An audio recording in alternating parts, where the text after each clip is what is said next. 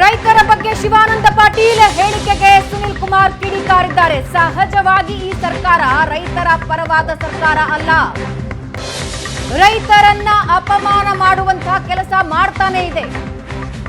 ಬರಗಾಲ ಘೋಷಣೆ ಬಳಿಕ ರೈತರ ಖಾತೆಗೆ ಹಣ ಹಾಕಿಲ್ಲ. ಸಚಿವರು ಬರಗಾಲ ಬರೋದೇ ಪರಿಹಾರ ಕೇಳೋಕೆ ಅಂದಿದ್ದಾರೆ. ಶಿವಾನಂದ ಪಾಟೀಲ್ ಉಚ್ಚಾಟನೆಗೆ ಶಾಸಕ ಸುನಿಲ್ ಕುಮಾರ್ ಆಗ್ರಹಿಸಿದ್ದಾರೆ.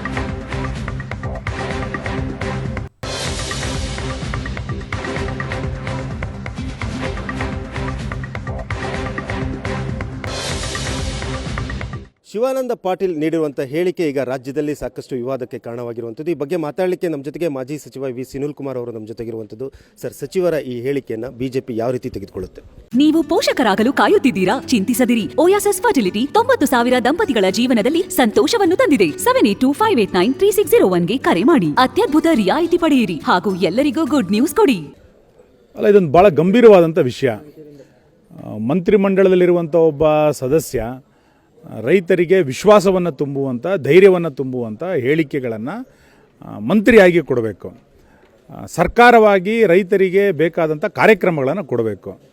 ದುರ್ದೈವದ ಸಂಗತಿ, ಈ ಸರ್ಕಾರ ರೈತರಿಗೆ ವಿಶ್ವಾಸವನ್ನು ತುಂಬುತ್ತಾ ಇಲ್ಲ, ರೈತರಿಗೆ ಕಾರ್ಯಕ್ರಮವನ್ನು ಕೂಡ ಕೊಡ್ತಾ ಇಲ್ಲ. ನಾನೀಗಾಗಲೇ ಸ್ಪಷ್ಟ ಮಾಡಿದ್ದೇನೆ, ಇದು ಒಬ್ಬ ಮಂತ್ರಿ ಹೇಳಿಕೆ ಅಲ್ಲ, ಇದು ಇಡೀ ಸರ್ಕಾರದ ನಿಲುವು. ಇದು ರೈತರನ್ನು ಅಪಮಾನ ಮಾಡುವಂಥದ್ದೇ ಈ ಸರ್ಕಾರದ ನಿಲುವು. ಹಾಗಾಗಿ ಸಿದ್ದರಾಮಯ್ಯವರ ಸರ್ಕಾರ ರೈತ ವಿರೋಧಿಯಾದಂಥ ಸರ್ಕಾರ.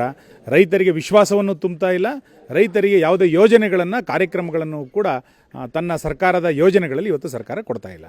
ಸರ್, ಹಾಗಾದರೆ ಸಚಿವರ ಈ ಹೇಳಿಕೆಯನ್ನು ಅಂದರೆ ಸಚಿವ ಸಂಪುಟದಿಂದ ಅವರನ್ನು ವಜಾ ಮಾಡಬೇಕು ಅಂತ ಆಗ್ರಹ ಮಾಡುತ್ತೆ ಬಿಜೆಪಿ. ಅಲ್ಲ, ಖಂಡಿತ.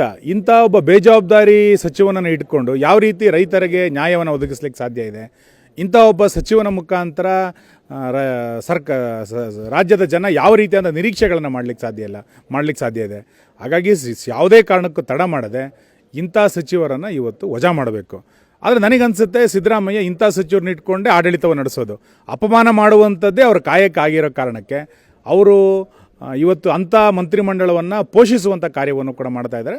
ಆದರೆ ಬಿಜೆಪಿ ಆಗ್ರಹವನ್ನು ಮಾಡುತ್ತೆ, ಇಂಥ ಸಚಿವರು ಒಂದು ಕ್ಷಣವೂ ಕೂಡ ಅಧಿಕಾರದಲ್ಲಿರಬಾರ್ದು, ತಕ್ಷಣ ಅವ್ರನ್ನ ವಜಾ ಮಾಡಬೇಕು ಅಂತೇಳಿ ನಾನು ಆಗ್ರಹಿಸ್ತೇನೆ. ಪರಿಹಾರದ ಹಣವನ್ನು 2,000 ರೂಪಾಯಿ ಅಂತ ಘೋಷಣೆ ಮಾಡಿದೆ ಸರ್ಕಾರ. ಈವರೆಗೂ ಕೂಡ ರೈತರ ಖಾತೆಗೆ ಜಮಾ ಆಗಿಲ್ಲ ಸರ್. ಕಳೆದ ಬಾರಿ ನಿಮ್ಮ ಸರ್ಕಾರದ ಅವಧಿಯಲ್ಲಿ ರೈತರ ಖಾತೆಗಳಿಗೆ ಹಣ ಜಮಾವಣೆ ಆಗಿತ್ತು.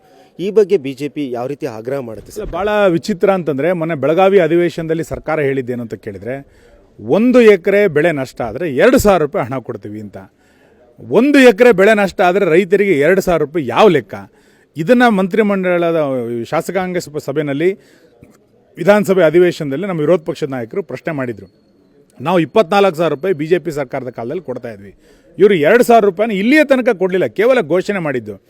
ಬರ ಪರಿಹಾರಕ್ಕೆ ಬೇಕಾದಂಥ ಯಾವುದೇ ಹಣವನ್ನು ಇಲ್ಲಿಯ ತನಕ ಸರ್ಕಾರ ಬಿಡುಗಡೆ ಮಾಡಲಿಲ್ಲ. ಹಾಗಾಗಿ ಹಣ ಬಿಡುಗಡೆ ಮಾಡಲಿಕ್ಕೆ ಆಗದಲೇ ಇರುವಂಥ ಅಸಮರ್ಥ ಸರ್ಕಾರ ರೈತರನ್ನು ಅಪಮಾನ ಮಾಡುವಂಥ ಕೆಲಸ ಕಾರ್ಯಗಳನ್ನು ಮಾಡ್ತಾ ಇದೆ.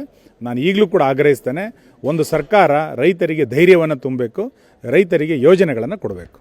ಇದಿಷ್ಟು ಬಿಜೆಪಿ ನಾಯಕ ಸುನಿಲ್ ಕುಮಾರ್ ಅವರ ಮಾತಾಗಿರುವಂಥದ್ದು. ಚಿಕ್ಕಮಗಳೂರಿನ ಕ್ಯಾಮ್ರಾಮನ್ ಶ್ರೀಕಾಂತ್ ಜೊತೆಗೆ ಆಲ್ದೂರ್ ಕಿರಣ್, ಏಷ್ಯಾನೆಟ್ ಸುವರ್ಣ ನ್ಯೂಸ್.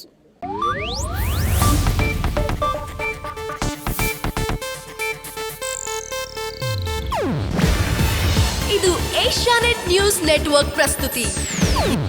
ನೀವು ನೋಡ್ತಿದ್ದೀರಾ ಏಷ್ಯಾನೆಟ್ ಸುವರ್ಣ ನ್ಯೂಸ್.